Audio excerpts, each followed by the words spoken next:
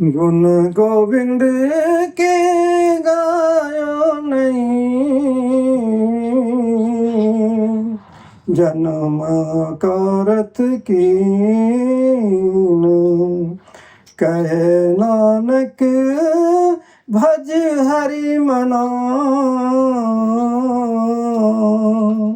जिया विध जल को मीन। जिया विध जल को मीन, दिखे अन स्यो काए रचियो। निमक न होई उदास, निमक न होई उदास। तरे न पाई गईयो, लियो जरा तन जीत। बिरध भयो सूझे नाय, बिरध भयो सूझे नाय। काल पहुँचयो न, काल पहुँचयो न। तो गुण गोविंद के गायो नहीं, जन्म कारत कीन।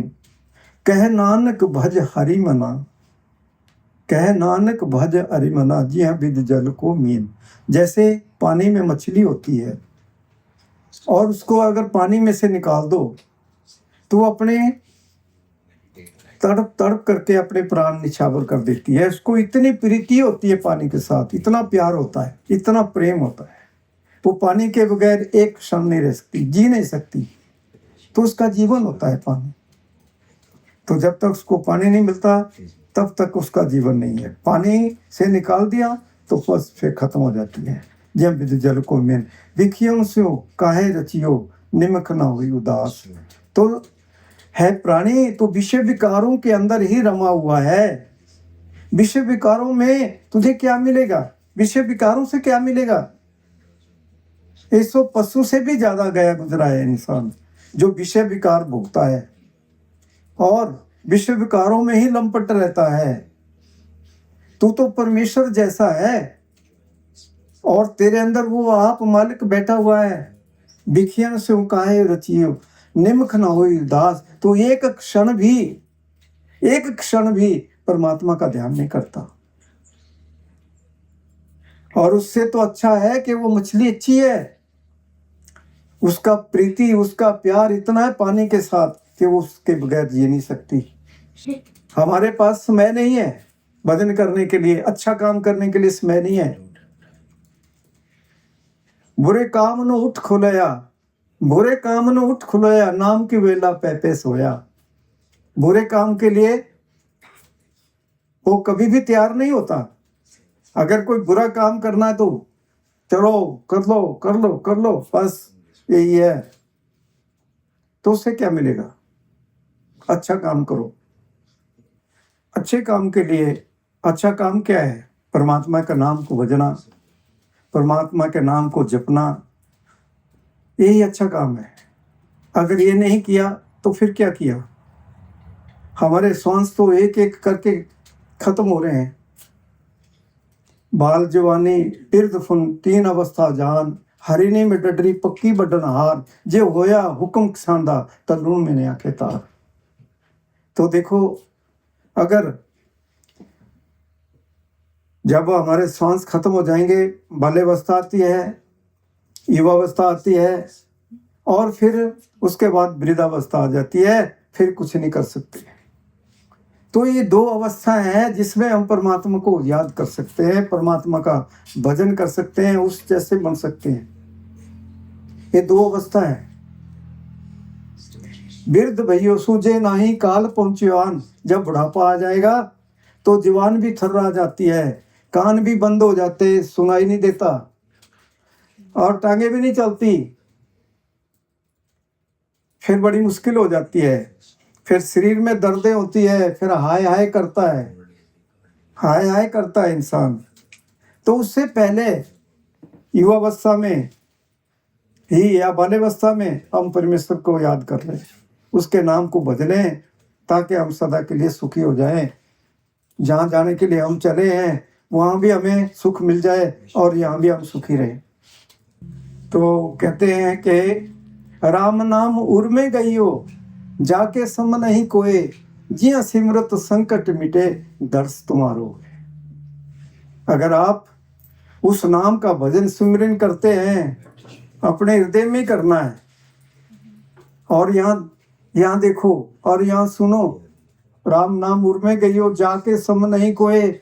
उस जैसा सुमिरन, उस जैसा भजन, उस जैसा कोई कार्य नहीं है, वो ही है सब कुछ। और फिर क्या होता है, राम नाम उर में गइयो जाके सम नहीं कोई, जियो सिमरत संकट मिटे। जिसका भजन सिमरन करने से सारे दुख खत्म हो जाते हैं, संकट मिटे। फिर अंत में क्या होता है, अंत में परमात्मा का दर्शन हो जाता है। फिर तो वो आपके सामने खड़ा है, फिर तो वो आपके सामने खड़ा हुआ है। कोई फिर नेड़े नाही दूर, निज आत्मे रह भरपूर, गुरु प्रसादी जानिया जन नामा सहज सुमान्या। वो फिर सब नजदीक से नजदीक है, वो दूर नहीं है। हम तो सोचते पता नहीं ऊपर बैठा है, पताल में बैठा है, कहाँ पे है। वो हमारे ही पास है, वो कभी दूर नहीं गया।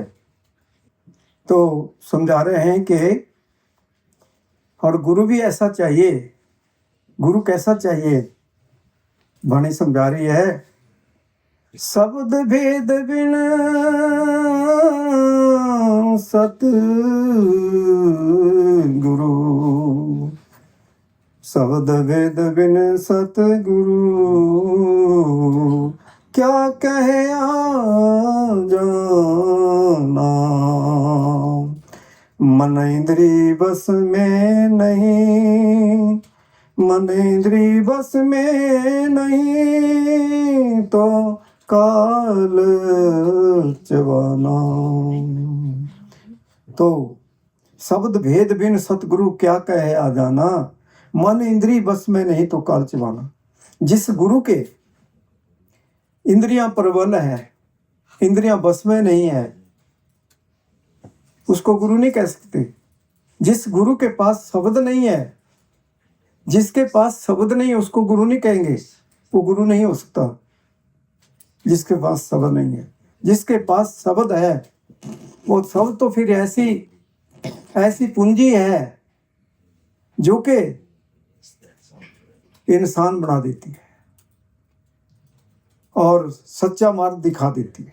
सतपथ चलाने वाला मार्ग है, सत से मिला देता है।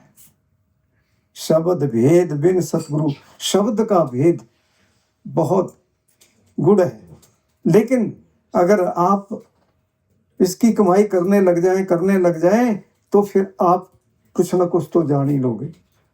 वैसे तो अथाह है, ये तो अथाह है, बेअंत है, परम्पार है, इसका तो वर्णन ही कोई नहीं है। लेकिन अगर लग जाएंगे तो कुछ ना कुछ आप हासिल कर सकते हैं।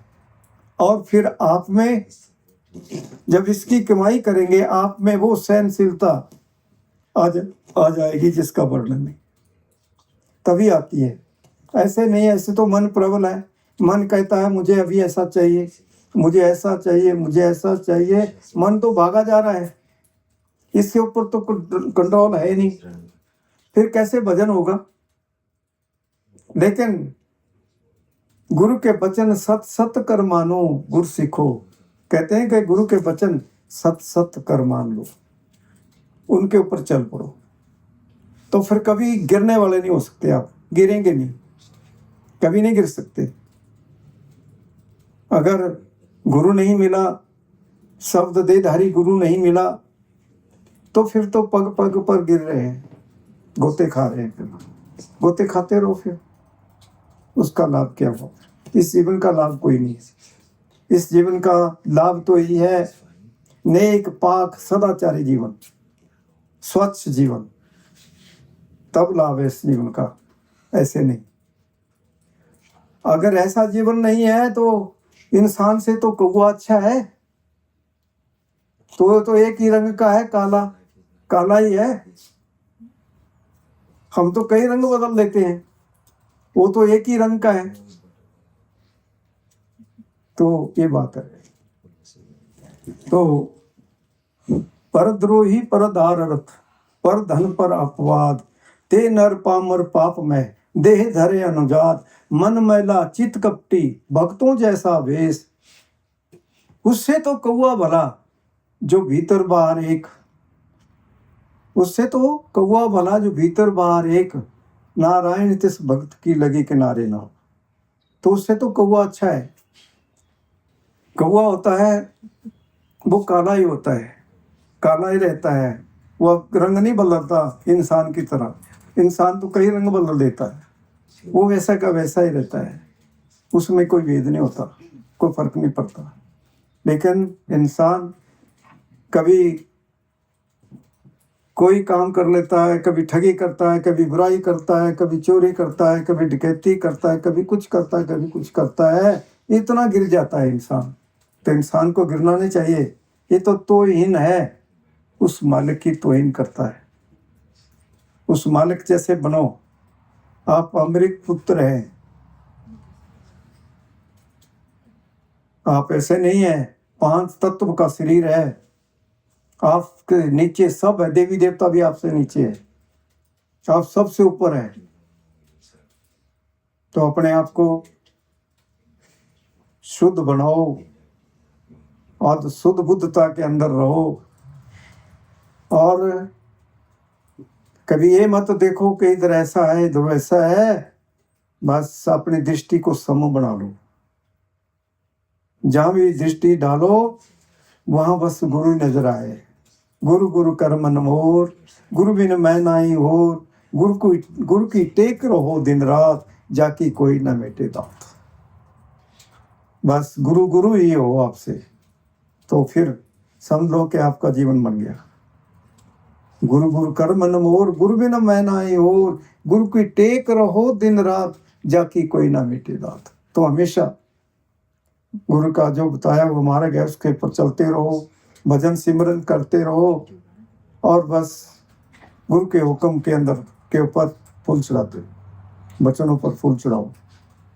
तो हमेशा गुरु की याद में रहो। और गुरु की याद में रहने का मतलब क्या होता है? जो आपके अंदर धुन धारा चल रही है उसके साथ जुड़े रहो, और आपकी सफाई होती चले जाएगी।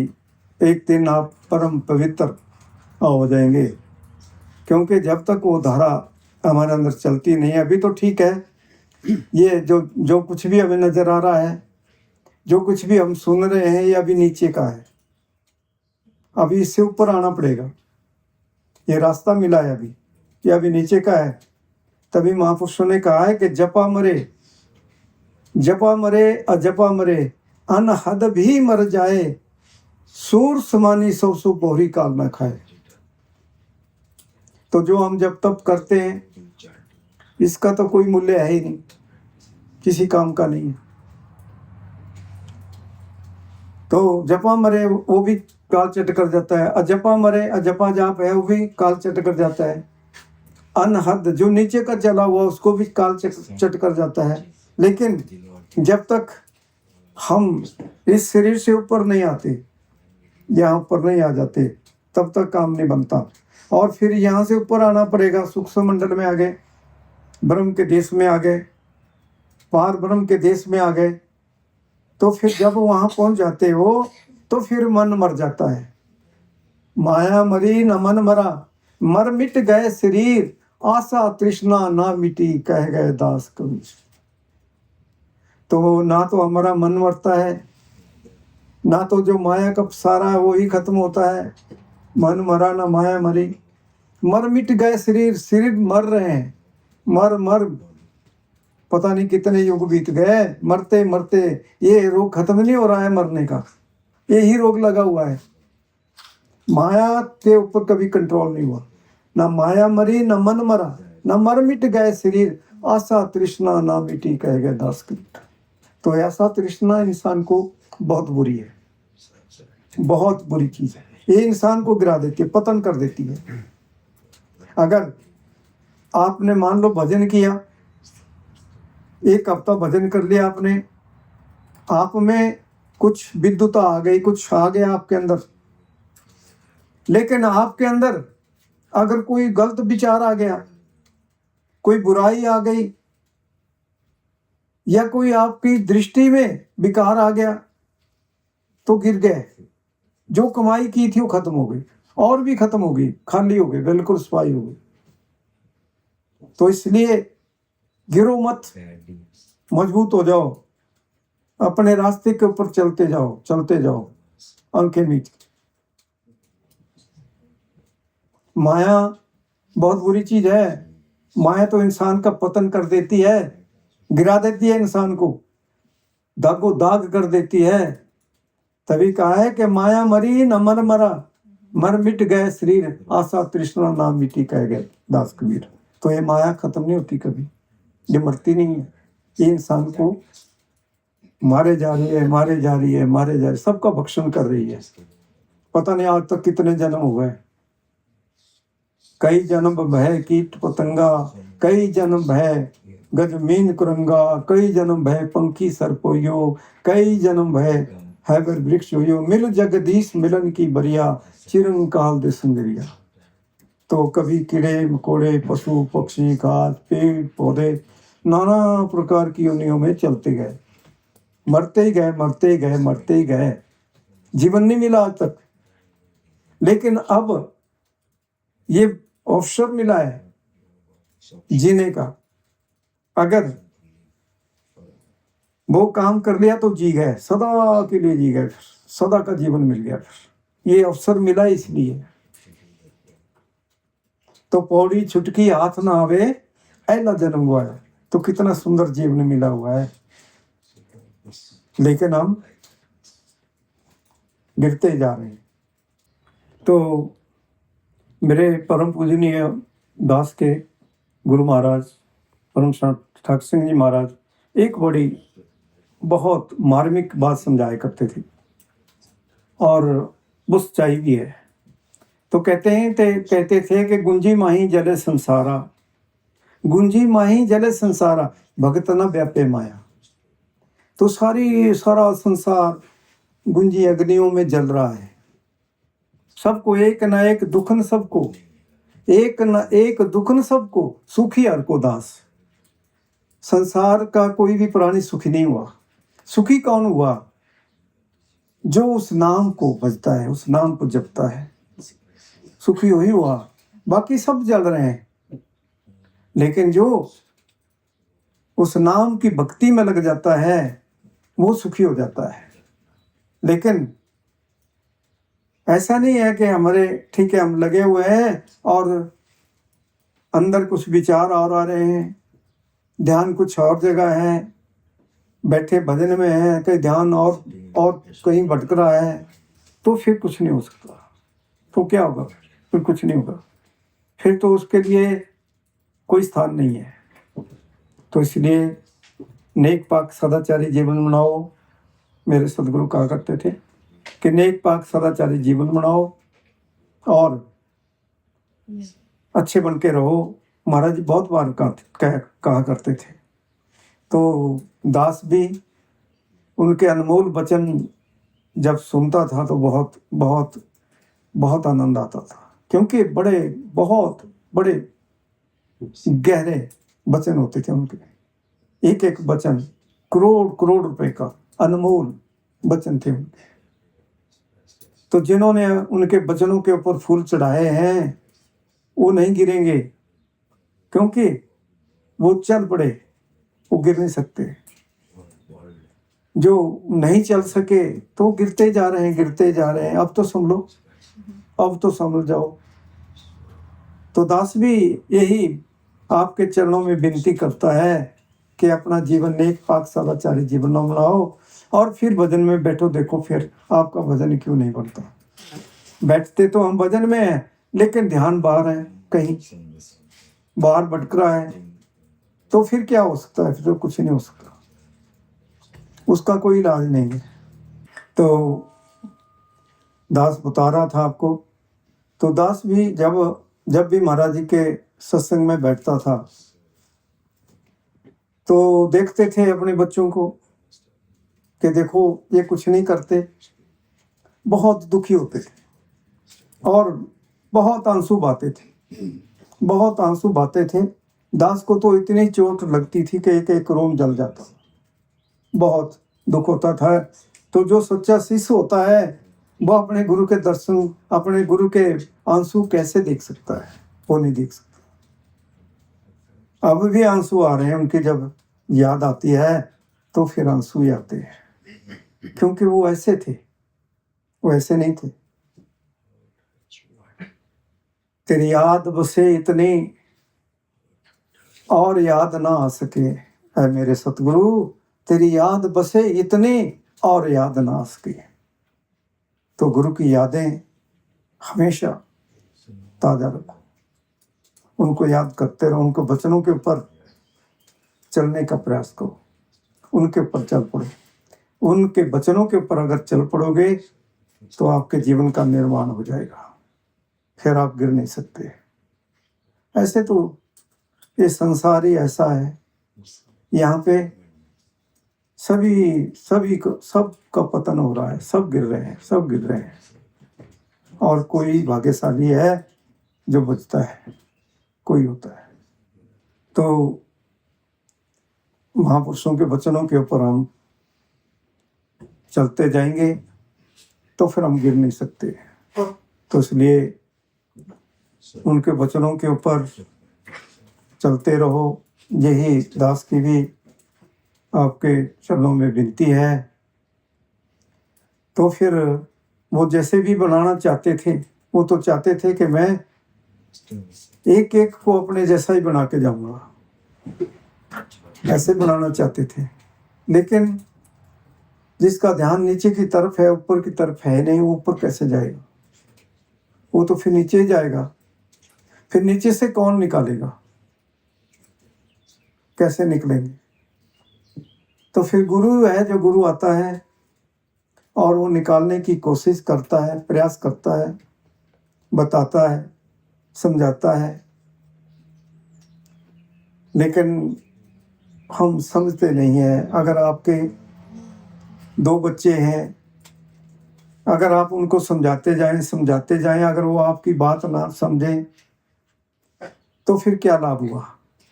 तभी तो कहा है कि मात पिता और गुरु की वाणी, मात पिता और गुरु की वाणी बिन विचार किए प्रवानी। तो माता पिता और गुरु के वचन जो होते हैं बड़े सार मंत्र के होते हैं, बहुत। इनके ऊपर जो बच्चा होता है उसको अमल करना चाहिए। अगर वो अमल कर लेता है तो फिर कैसे गिरेगा? गिरावट में नहीं आ सकता, फिर वो अपने मंजिल पे पहुंच जाता है। तो महापुरुष तो इसलिए आते हैं कि सभी अपनी मंजिल पे पहुंच जाएं और ऐसे चलें, बिन पग चले सुने बिन काना, कर बिना कर्म करे विधि नाना। पैरा बाजू चलना, हथा बाजू करना और कन्ना बाजू सुनना, अखा बाजू देखना, हुक्म पहचान के तखस में मिलना, जिबे बाजू बोलना, हुक्म पहचान के तखस में मिलना। ये है हमारा जीवन का लक्ष्य है, ये है। फिर हमें इन पाँव से नहीं चलना। कितने कर चल लेंगे हम इन पाँव से? कितने कर चलेंगे आप? थोड़ी सी दूरी, पूरे दिन में थोड़ी सी दूरी में पहुंच जाएंगे। लेकिन अगर गुरु के वचनों के ऊपर अमल कर लिया तो आपकी वो गति हो जाएगी, वो गति हो जाएगी जिसका वर्णन नहीं है, अथाह गति हो जाएगी। फ्लाइट की क्या गति होती है? कुछ नहीं होती, चींटी जैसी गति होती है। लेकिन आपको ऐसे वैसे नहीं है। बार बार कहा जाता है आप में वो खजाने दबे पड़े हैं, वो खजाने दबे पड़े हैं जिसका वर्णन नहीं है। आप ऐसे हैं और हम तो बस सड़ रहे हैं, गल रहे हैं, बस बुढ़ापे की तरफ बढ़ रहे हैं, और बस फिर वो बुढ़ापा आने वाला है, फिर दुख ही दुख आएंगे। तो उससे पहले जब तक हमारे जीवन का सूर्य अस्त नहीं होता तब तक उस अनमोल मोती को जो आपके गिरेबान में पड़ा हुआ है उसको निकाल लो। उसको निकाल लो, फिर आपको धोखा नहीं हो सकता। जीते जी तलाश कर लो, फिर धोखा नहीं हो सकता। तो इसलिए ये काम करते चले जाओ। बाकी तो ठीक है, खाना पीना तो और योनियों में भी करते रहे, बाल बच्चे भी पैदा करते रहे, और भी काम करते रहे। अगर यही काम हम अब भी करते रहे इस योनि में आकर के, 5 तत्व का शरीर पा करके यही काम करते रहे, तो क्या कमाया। चिड़िया होती है, चिड़िया भी बच्चे करती है, और बच्चों का लालन पालन भी करती है, उनसे चोंच से चोंच मिला के प्यार भी कर लेती है, और वो पंखों से उनको खुजलाती भी है, प्यार भी करती है। तो वही काम अगर इंसान भी वही इसी काम में लगा रहा तो क्या हुआ, फिर क्या कमाया। तो इंसान को अब तो समझ आनी चाहिए, अब तो अच्छे बन जाना चाहिए, और अच्छे बन करके अपने धाम में पहुंच जाना चाहिए, जिस धाम से हम उतरे हुए हैं। यहाँ आकर के हमें आज तक कोई सुख नहीं मिला, दर बदर की ठोकरें मिली, दर बदर की ठोकरें खा रहे हैं, दुख पे दुख, दुख पे दुख आ रहे हैं, रोगों पे रोग आ रहे हैं, फिर भी हमारे समझ नहीं आती। तो अब आपको थोड़ी देर के लिए भजन में बिठा देते हैं। जब आप बहुत से ऐसे होंगे जो महाराज जी के पास जाते थे, और महापुरुषों की नज़दीकी बड़े भाग्य से मिलती है बहुत। तो जहाँ पर महापुरुष बैठे होते हैं वहाँ तो कोई हिसाब नहीं होता, वहाँ तो अमृत ही अमृत बरस रही होती है, रिम झिम बरसे अमृत धारा, मन पीवे गुर चारा। तो वहाँ पर अमृत बरस रही होती है। तो वहाँ पे कितना बड़ा पापी भी आ जाए वो भी तर जाता है, वो भी तर जाता है, उसका भी पार उतारा हो जाता है। तो महापुरुषों की नज़दीकी बहुत भाग्य से मिलती है, और बहुत दुनिया आती थी महाराज जी के पास बैठते थे। तो अगर एक घंटे का भी सत्संग महापुरुषों का मिल जाए, उनकी नज़दीकी मिल जाए, बहुत बड़ा होता है, बहुत बड़ा। और उनके सामने भजन में बैठना बहुत, उसका बहुत बड़ा अबोध फल प्राप्त होता है, अबोध फल प्राप्त होता है। अगर 1 घंटा आधा घंटा उनके सामने बैठ करके भजन कर ले तो उससे बड़ा तो फिर कोई काम ही नहीं है। बाकी ठीक है, और थोड़ी देर के लिए आपको बिठाएंगे भजन के लिए। ठहर ठहर के अपने नाम का सुमिरन करना है, और यहाँ ध्यान लगाना है, जो भी नजर आए उसके बीच में देखते जाना है, मत्था नहीं टेकना है, उसके बीच में देखते जाओ, और फिर आपको धुन में बिठाया जाएगा। धुन जितनी आप सुनेंगे उतनी कम है। अगर घर आप अपने निवास स्थान पर बैठते हैं, अगर मान लो 1 घंटा आपने भजन किया, तो वैसे 2 घंटे धुन सुननी चाहिए। देखो फिर आपका जीवन है, रोग शोग सब मिट गए, नित नवा निर्वाह। फिर कोई रोग नहीं रहता, कोई दुख नहीं आ सकता, आपके पास आ ही नहीं सकता, कोई चीज नहीं आ सकती, आनंददायक जीवन हो जाता है। तो गुरु ऐसा जीवन बनाना चाहता है, ऐसा चाहता है कि सभी सुखी हो जाए, कोई दुखी ना रहे, इसलिए आता है गुरु, उसको कोई और गर्ज नहीं होती।